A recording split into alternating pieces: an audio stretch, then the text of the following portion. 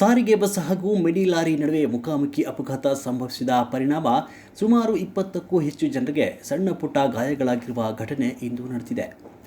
ಬೈಲಹೊಂಗಲ ತಾಲೂಕಿನ ತಿಗಡಿ ಕ್ರಾಸ್ ಮಧ್ಯೆ ಈ ಘಟನೆ ಸಂಭವಿಸಿದೆ. ತಿಗಡಿ ಕಡೆಯಿಂದ ಬೈಲಹೊಂಗಲದ ಕಡೆಗೆ ಪ್ರಯಾಣಿಕರನ್ನು ಹೊತ್ತ ಸಾರಿಗೆ ಬಸ್ ಸಂಚರಿಸ್ತಾ ಇತ್ತು. ಇದೇ ಸಮಯಕ್ಕೆ ತಿಗಡಿ ಕ್ರಾಸ್ ಕಡೆಯಿಂದ ಎದುರಿಗೆ ಬಂದ ಇಟ್ಟಿಗೆ ತುಂಬಿದ ಮಿನಿ ಲಾರಿ ನಡುವೆ ಮುಖಾಮುಖಿ ಅಪಘಾತ ಸಂಭವಿಸಿದೆ.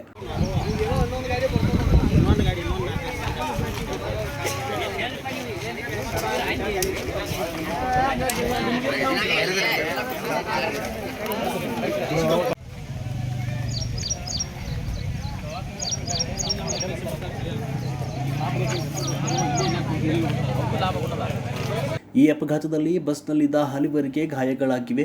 ಇನ್ನು ಮಿನಿ ಲಾರಿಯು ಜಖಂ ಆಗಿದ್ದು, ಲಾರಿ ಚಾಲಕ ಸೇರಿದಂತೆ ಇನ್ನುಳಿದವರಿಗೂ ಗಾಯಗಳಾಗಿವೆ. ಅದೃಷ್ಟವಶಾತ್ ಯಾವುದೇ ರೀತಿಯ ಪ್ರಾಣಹಾನಿ ಆಗಿಲ್ಲ.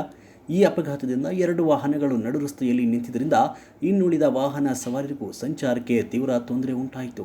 ಘಟನಾ ಸ್ಥಳಕ್ಕೆ ಬೈಲಹೊಂಗಲ ಠಾಣೆಯ ಪೊಲೀಸರು ಭೇಟಿ ನೀಡಿ ಪರಿಶೀಲನೆ ನಡೆಸಿದ್ದಾರೆ.